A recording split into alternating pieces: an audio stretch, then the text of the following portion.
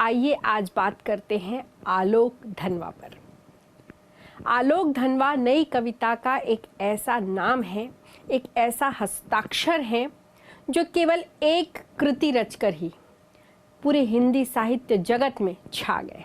ये है आलोक धनवा। इनका जन्म हुआ है 1948 मुंगेर, बिहार में। आलोक धनवा ने अपने जिंदगी के बहुत प्रारंभिक दिनों से ही कविताएं लिखना शुरू कर दिया था। उनकी पहली कविता जनता का आदमी 1972 में प्रकाशित हो चुकी थी। अब आप पूछेंगे कि इतने शुरू से लिखते हुए भी आज तक उनका केवल एक काव्य संग्रह ही क्यों प्रकाशित हुआ? क्योंकि वे कभी भी यश के पीछे नहीं भागे, क्योंकि वे थोक में कविताएं लिखते जाने के पक्षधर नहीं रहे। वे जनवादी कवि रहे हैं और एक ही कविता संग्रह में उनकी एक एक कविता एक संग्रह के बराबर होती थी।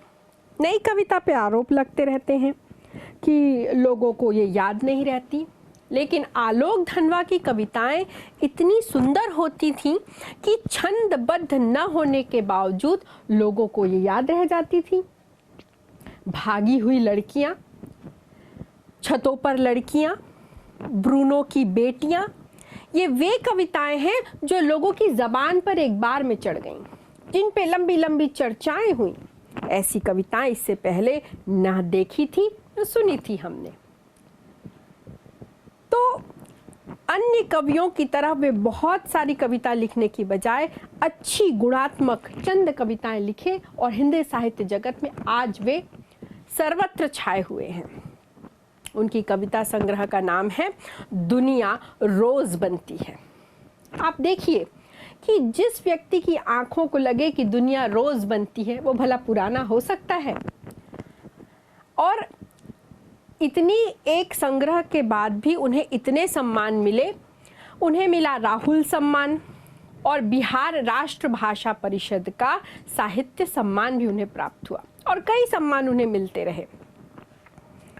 उन्होंने कविताएं एक ही संग्रह में लिखी, लेकिन वे जनता से जुड़े रहे, वे छात्र छात्राओं से जुड़े रहे, वे कला से जुड़े रहे, वे पूरे देश में घूम घूम कर सांस्कृतिक और सामाजिक कार्यकर्ता के रूप में अपनी पहचान बनाते रहे। उन्होंने रंगकर्म को भी समय दिया और साहित्य संस्थानों में, अध्ययन मंडलों में अतिथि व्याख्याता के रूप में अपनी सेवाएं देते रहे। कुल मिलाकर उन्होंने अपने आप को कभी भी पाठकों से, छात्रों से दूर नहीं किया। आलोक धनवा नई कविता के एक परचम लेकर वो चलते रहे और जनता की आवाज बुलंद करते रहे। एक पुरुष होकर भी स्त्रियों के मन की बहुत गहरी समझ थी उन्हें। चलिए अब बात करते हैं आपके पाठ्यक्रम में जो कविता है पतंग। पतंग एक लंबी कविता है, लेकिन आपके पाठ्यक्रम में उसका केवल तीसरा भाग ही सम्मिलित किया गया है। ये पतंग है, आपने देखा होगा, उड़ाया होगा, उड़ाते होंगे। पतंग भारत के संस्कृति का हिस्सा रहा है और पतंग हमें जोड़ता है हमारे बालपन से, हमारी किशोरावस्था से, जब हमारा मन उड़ता है आकाश की ऊंचाइयों पर, जब हमें कोई चिंतन नहीं होता, जब हमारा मन किसी भय से आक्रांत नहीं होता। उत्साह, उमंग की कविता है पतंग। बाल मन की कविता है पतंग। बाल मनोविज्ञान की कविता है पतंग। तो चलिए आपको ले चलती हूँ पतंगों की रंगीली दुनिया में, जहाँ है रंग बिरंगी पतंगे, चमकीली आवाजें, मृदंग बजाते हुए बच्चे और छतों के किनारे पर लटकते हुए, खौफ न खाते हुए बच्चों की अद्भुत चमचमाती रंगीली दुनिया पतंग। पतंग, आलोक धनवा। सबसे तेज बौछारें गईं, भादो गया, सवेरा हुआ, खरगोश की आंखों जैसा लाल सवेरा। शरद आया पुलों को पार करते हुए, अपनी नई चमकीली साइकिल तेज चलाते हुए, घंटी बजाते हुए जोर जोर से। चमकीले इशारों से बुलाते हुए, पतंग उड़ाने वाले बच्चों के झुंड को चमकीले इशारों से बुलाते हुए, और आकाश को इतना मुलायम बनाते हुए कि पतंग ऊपर उठ सके। दुनिया की सबसे हल्की और रंगीन चीज उड़ सके, दुनिया का सबसे पतला कागज उड़ सके, बांस की सबसे पतली कमानी उड़ सके, कि शुरू हो सके सीटियों, किलकारियों और तितलियों की इतनी नाजुक दुनिया। पतंग से एक दृश्य उभरता है आंखों के सामने। ये नीला आकाश और उस पे ऊपर उड़ती हुई पतंगे, एक डोर से लटकी हुई पतंगे, ऊंची, बहुत ऊंची उड़ती हुई रंग बिरंगी पतंगे। और उसके साथ हमारा बाल मन हमें लेके जाता है हमारे बचपन के दिनों में, किशोरावस्था के दिनों में। ये उसी समय की, उसी दौर की कविता है पतंग। सबसे तेज बौछारें गईं, भादो गया, सवेरा हुआ खरगोश की आंखों जैसा लाल सवेरा। देखिए, इसमें आलोक धनवा कह रहे हैं कि सबसे तेज बौछारें गईं, मतलब वो दिन चले गए जब बारिश सबसे तेज रूप में हमारे सामने आती है। हिंदी में कहते हैं सावन का महीना और भादो का महीना, और भादों के बाद बारिश लगभग बंद हो जाती है। और जब सुबह होती है तो इतनी खुशनुमा होती है, कोई बादल नहीं, किसी प्रकार का कोई अवरोध नहीं, स्वच्छ सुंदर नीला आकाश और उससे उगता हुआ लाल सूरज। जो सुबह होती है ना, वो लाल होती है। और उसको आलोक धनवा ने कितना सुंदर बिंब दिया है कि खरगोश की आंखों जैसा लाल सवेरा। ऐसा बिंब हिंदी साहित्य में कहीं अन्यत्र नहीं मिलता। खरगोश की आंखें देखिए बच्चों, लाल होती हैं, पर वो लाल सुंदर लगता है। और शरद ऋतु का प्रातः भी लाल होता है। अब इसमें खरगोश को क्यों रखा गया? क्योंकि खरगोश भी बच्चों जैसे होते हैं, इधर से उधर फुदकते रहते हैं, बच्चों की जैसे कोमल होते हैं। इसीलिए शायद आलोक धनवा ने लिखा है कि खरगोश की आंखों जैसा लाल सवेरा। शरद आया पुलों को पार करता हुआ। अब आप देखिए, शरद वैसे एक ऋतु है, लेकिन यहाँ पर शरद का मानवीकरण किया गया है। जैसे शरद कोई ऋतु न होकर कोई बच्चा है जो पुलों को पार करता हुआ आ गया है। अब आप पूछेंगे ये पुल कौन से हैं? ये पुल हैं जो पिछले शरद और इस शरद के बीच में जो ऋतुएं आई हैं, हेमंत ऋतु, बसंत ऋतु, ग्रीष्म ऋतु, ये सारी ऋतुएं जो हैं वो पुल हैं।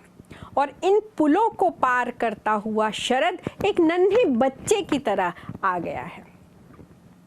शरद पर कई कविताएं लिखी गई हैं, लेकिन शरद यहाँ पर भारी नहीं पड़ रहा, बल्कि शरद यहाँ पर एक बच्चे की तरह उसका मानवीकरण करके आलोक धनवा जी ने यहाँ पर प्रस्तुत किया है।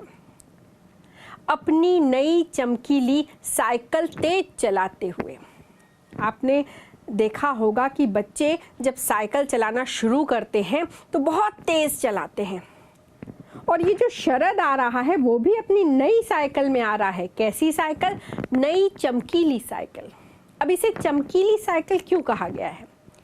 देखिए, जब शरद ऋतु में सूरज पेड़ों के बीच से झांकता है तो बहुत तेज चमक आती है। आप उस चित्र को याद करिए कि आकाश है और वहाँ पे पेड़ों के बीच से सूरज बहुत तेज चमक के साथ झांक रहा है, घंटी बजाते हुए, जोर जोर से, चमकीले इशारों से बुलाते हुए। तो शरद जो कि पुलों को पार करता हुआ तेज साइकिल चलाता हुआ आ रहा है, वो घंटी बजाते हुए जोर जोर से। क्योंकि घंटी बजाने का अर्थ ये है कि जब ये ऋतु आती है तो बाल मन में इतना उत्साह, उमंग होता है कि बच्चे जोर जोर से आवाजें करते हुए बाहर निकलकर खेलने लगते हैं। और ये जो सूरज हमें झांक रहा है वो चमकीले इशारे कर रहा है। आप देखिए, जब बच्चे एक दूसरे को बुलाते हैं तो कुछ इशारा करते हैं ताकि बच्चे एक दूसरे की बात समझ लें पर बड़े ना समझ पाए। यहाँ पर जो सूरज भी है वो भी बच्चों को अपनी चमक के साथ, क्योंकि 3-4 महीने से बच्चों ने सूरज देखा नहीं है, सूरज कभी छुपता है, कभी निकलता है, कभी बारिश होती, कभी अंधेरा दिन होता है, तो आज जब सूरज निकला है तो ऐसा प्रतीत होता है जैसे वो बच्चों को चमकीले इशारे कर कर अपनी ओर बुला रहा है और बच्चे निकल पड़ते हैं खेलने के लिए। पतंग उड़ाने वाले बच्चों के झुंड को चमकीले इशारों से बुलाते हुए, किन्हें बुला रहा है सूरज? उन बच्चों को जो पतंग उड़ा रहे हैं। और पतंग कभी भी अकेले नहीं उड़ाई जाती, एक पतंग उड़ाता है, दूसरा बच्चा जो है वो मांझा पकड़ता है, किसी दूसरे बच्चे की पतंग से वे पेंच लड़ाते हैं। इस तरह से पतंग हमेशा समूह में उड़ाई जाती है। झुंड मतलब समूह। तो पतंग उड़ाने वाले बच्चों के झुंड को जो अब तक तलाश रहे थे कि कब सूरज फिर चमकेगा और आकाश फिर साफ होगा तो हम पतंग उड़ाएंगे, उन्हें ये सूरज बुला रहा है चमकीले इशारों से। अर्थात अपने चमकीलापन बच्चों को आकर्षित करता है। छोटे बच्चे जो होते हैं वो डल चीज़ें पसंद नहीं करते, बेरंग चीज़ें पसंद नहीं करते, बल्कि चमकीली चीज़ें पसंद करते हैं। तो ये सूरज उन्हें बुला रहा है और आकाश को इतना मुलायम बनाते हुए कि पतंग ऊपर उठ सके। आकाश मुलायम, ये देखिए एक नई उपमा यहाँ पर आलोक धनवा जी दे रहे हैं कि आकाश, जब गर्मियाँ थीं तब आकाश कठोर लगता था, जब बारिश थी तो आकाश पनीला लगता था, लेकिन आज आकाश मुलायम लग रहा है। ये मुलायम उपमा भी बच्चों के अनुसार दी गई है, क्योंकि बच्चों को मुलायम चीज़ें पसंद हैं और इसलिए आकाश मुलायम बना है ताकि पतंग ऊपर उठ सके। यदि आकाश मुलायम नहीं रहेगा तो पतंग उससे घबराएगी और ऊपर जाने की बजाय बीच में ही कहीं रुक जाएगी। दुनिया की सबसे हल्की और रंगीन चीज़ उड़ सके। देखिए, पतंग ऊपर आसमान में उड़ सके। पतंग है क्या? दुनिया की सबसे हल्की और रंगीन चीज़। यहाँ पे कविता दूसरी बात भी कह रहे हैं यहाँ पर कवि कि अगर हमारा मन सबसे हल्का रहेगा, किसी प्रकार की ईर्ष्या, द्वेष या किसी मैल से हमारा मन भारी नहीं रहेगा, तभी हम ऊपर आसमान में उड़ सकते हैं।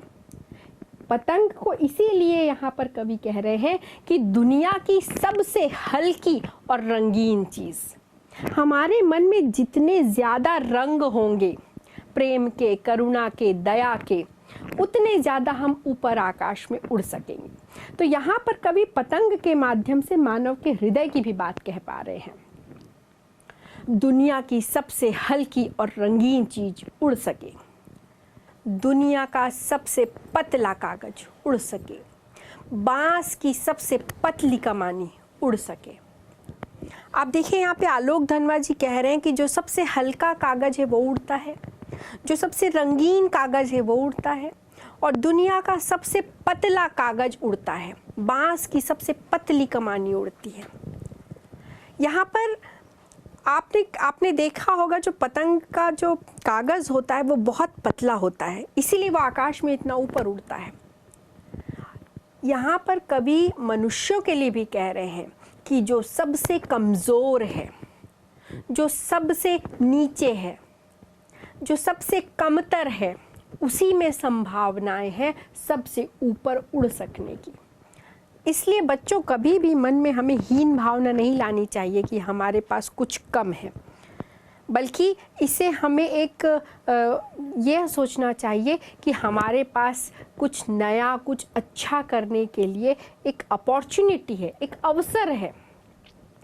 जब दुनिया का सबसे पतला कागज सबसे ऊपर उड़ सकता है, बांस की कमानी आपने पतंग में देखा होगा, जो पतंग को जोड़ती है वो एक पीछे उसके एक बांस की पतली सी कमानी होती है, उसे कमानी कहा जाता है, जो ऐसा दोनों तरफ उसे जोड़ती है। जब ये उड़ सकता है तो हम क्यों नहीं। ये बच्चों के मन में सकारात्मक संदेश देने के लिए आलोक धनवा जी ने लिखा है कि शुरू हो सके सीटियों, किलकारियों और तितलियों की इतनी नाजुक दुनिया।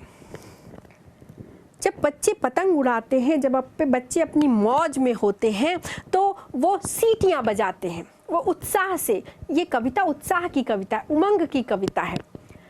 और बच्चे जब हंसते हैं तो लगता है वो किलकारियाँ मार रहे हैं। और बच्चे पतंग के पीछे भागते हैं, बच्चे हर उस चीज़ के पीछे भागते हैं जो उड़ रही है। तितलियाँ, छोटी छोटी सुंदर सुंदर ये तितलियाँ, ये तितलियों की इतनी नाजुक दुनिया, क्योंकि तितलियाँ भी पतली हैं, छोटी हैं, सुंदर हैं, रंग बिरंगी हैं, पतंगों की तरह उड़ती हैं। पर ये जो बच्चों की दुनिया है, सीटियों, किलकारियों और तितलियों की दुनिया, इतनी नाजुक।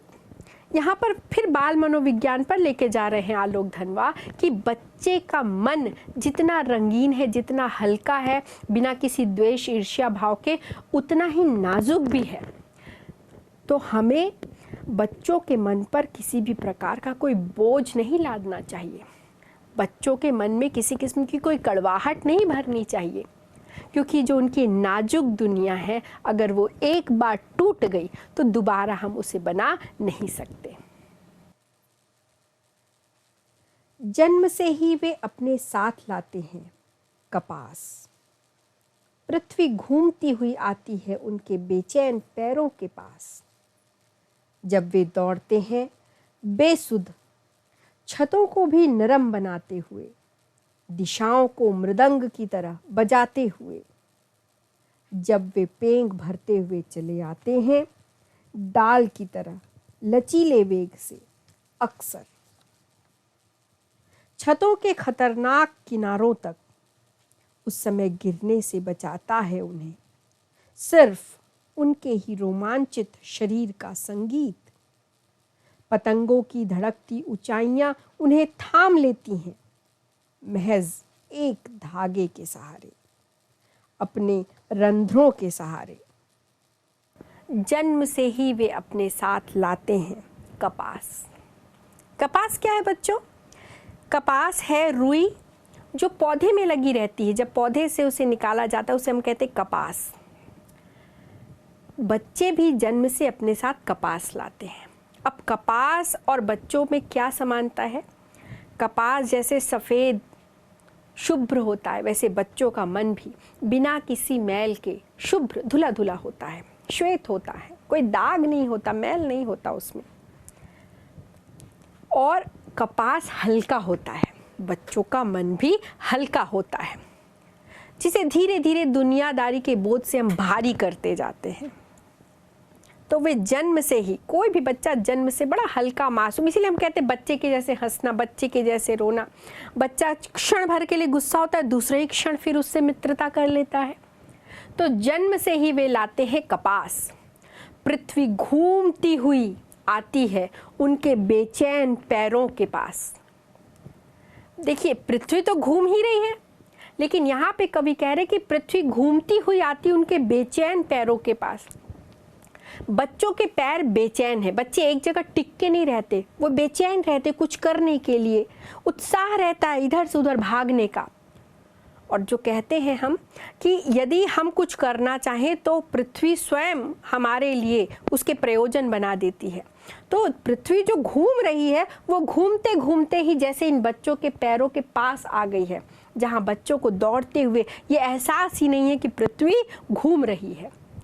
जब वे दौड़ते हैं बेसुध, छतों को भी नरम बनाते हुए। जब बच्चे दौड़ते हैं तो उन्हें कोई सुध नहीं रहती, उन्हें कुछ होश नहीं रहता, उन्हें कोई भान नहीं रहता, वे बेसुध होकर दौड़ते हैं। और जब वे ऐसे दौड़ते हैं तो छतों को भी नरम बनाते हैं। देखिए, वैसे तो छत कठोर होती है, चुभती है, बहुत हम कूदते नहीं हैं, लेकिन जो बच्चे हैं वो इतने मन से हल्के होते हैं और पतंग के पीछे इतनी खुशी से भागते हैं कि उन्हें ऐसा लगता है जैसे छत गद्दे की तरह नरम बन चुकी है।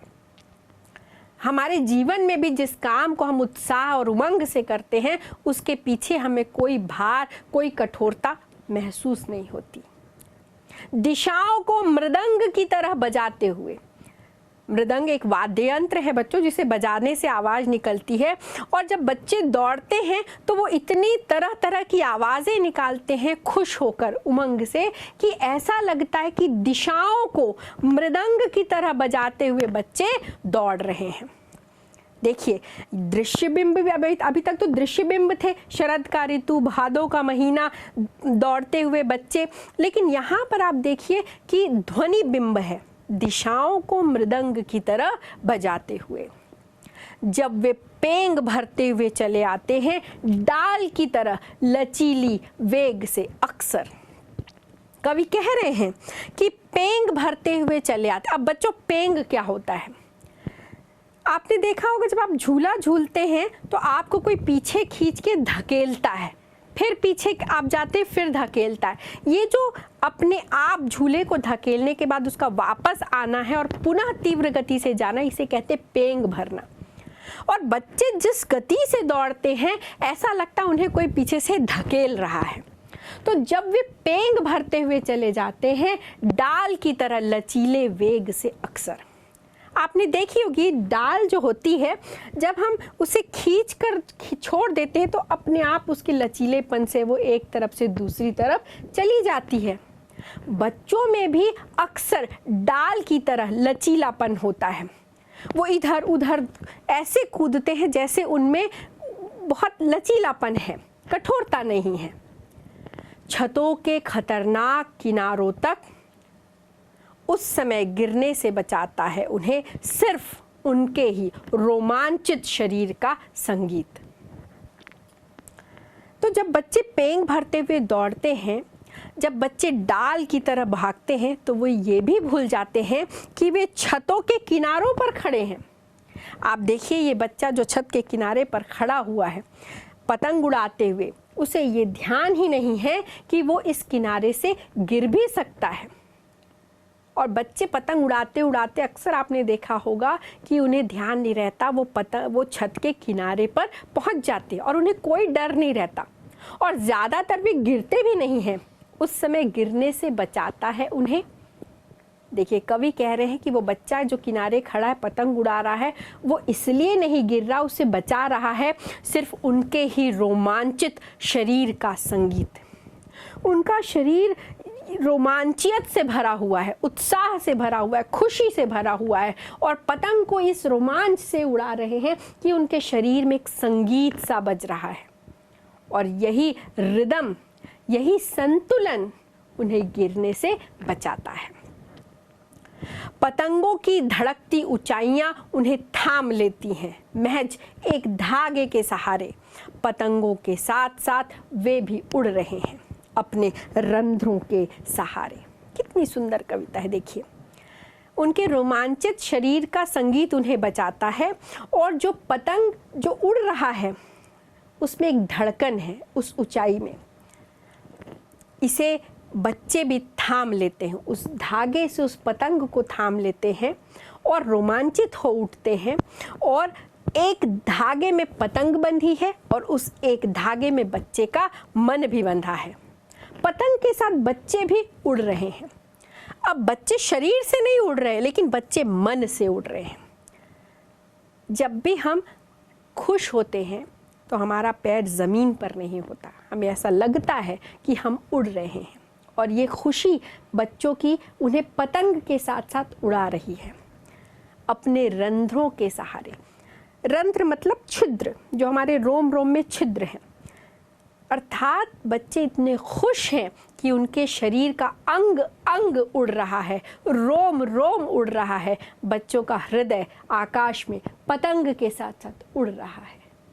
अगर वे कभी गिरते हैं छतों के खतरनाक किनारों से और बच जाते हैं, तब तो और भी निडर होकर सुनहले सूरज के सामने आते हैं। पृथ्वी और भी तेज घूमती हुई आती है उनके बेचैन पैरों के पास। बच्चों, ये जो अंतिम पद अभी आपने सुना कि अगर वे कभी गिरते हैं छतों के खतरनाक किनारों से, कि वैसे तो बच्चे अपने रोमांच से गिरते नहीं, पर अगर वे कभी गिरते हैं, मान लीजिए कि कभी दुर्घटना से वो गिर गए, छतों के खतरनाक किनारों से और बच जाते हैं, क्योंकि ऐसा कहते हैं कि बच्चों के साथ भगवान होता है और बच्चों की हड्डियां नरम होती हैं और बच्चों में एक इंस्टिंक्ट होता है अपने आप को संभाल लेने का। तो मान लीजिए अगर वो कभी गिर जाते हैं इन खतरनाक किनारों से और बच जाते हैं, तब तो और भी निडर होकर सुनहले सूरज के सामने आते हैं। बच्चों, जब तक हम किसी काम को करने से डरते हैं तब तक डर हमें आगे नहीं बढ़ने देता, लेकिन जब हम गिर गए तो हमारा डर भी ख़त्म हो जाता है कि क्या होगा, गिरेंगे, थोड़ा बहुत लगेगा, थोड़ी बहुत चोट आएगी। तो अब जब बच्चा पतंग उड़ाने जाता है तो वो निडर होकर जाता है। आप देखिए कि बच्चे कभी भी डरते नहीं हैं, बल्कि जब एक बार वो डर का सामना कर लेते हैं तो उनके अंदर उत्साह दुगना हो जाता है, निडरता आ जाती है। तो बच्चे निडर होकर सुनहले सूरज के सामने आते हैं, जो शरद ऋतु का सूरज है, जो चमक रहा है आकाश में सुनहला, अर्थात सोने के रंग की तरह पीला दिखाई पड़ रहा है। बच्चे उसके सामने निडरता से आंखें मिलाकर आते हैं। पृथ्वी और भी तेज घूमती हुई आती है उनके बेचैन पैरों के पास, और वो जो पृथ्वी पहले पतंग उड़ाते समय इनके पास घूमती हुई आई थी, अब इनका उत्साह इतना दुगना हो गया है, निडरता भी जुड़ गई है। और बच्चा जब उसके पैर में चोट है या हाथ में चोट है, उसे चोट की फिक्र नहीं, बल्कि वो जल्दी से जल्दी मौका ढूंढ रहा है फिर पतंग उड़ाने का। तो ऐसे में पृथ्वी भी दुगनी तेजी से उसके पास आती है, उसके पैरों के पास, अर्थात सारी परिस्थितियां उसके अनुकूल हो जाती हैं कि बच्चा खुश होकर मासूमियत के साथ, उमंग के साथ फिर से पतंग उड़ाए। तो ये जो पूरी कविता आलोक धनवा की पतंग कविता है, ये पतंग कविता हमें हमारे मन को उस दुनिया में ले जाती है जहाँ मासूमियत है, भोलापन है, उछाह है, उत्साह है, रंगीनियाँ हैं, जहाँ पे बच्चों के खिलौने तो हैं, पर प्रकृति के साथ, ऋतुओं के साथ, तितलियों के साथ, दिशाओं को मृदंग के जैसे बजाने के साथ बच्चों का एकात्म भी स्थापित हो रहा है। यहाँ पे पूरी प्रकृति का मानवीकरण है। पूरी प्रकृति जैसे एक मनुष्य की तरह बच्चों के साथ खेल रही है। ये आलोक धनवा की विशेषता है। और यहाँ पर जो बिंब हैं, दृश्य बिंब हैं, आंखों के सामने जैसे पूरे चित्र खिंच गए हैं। ध्वन्यात्मक बिंब भी हैं और स्पर्शात्मक बिंब भी हैं कि जैसे बार बार उसे लगता है कि छत मुलायम है या आकाश मुलायम है, नरम है। ये स्पर्शात्मक बिंब हैं। तो आलोक धनवा की ये कविता पतंग, मानव मन की आकाश में उड़ने की सुंदर, रोमांचित करने वाली कविता है।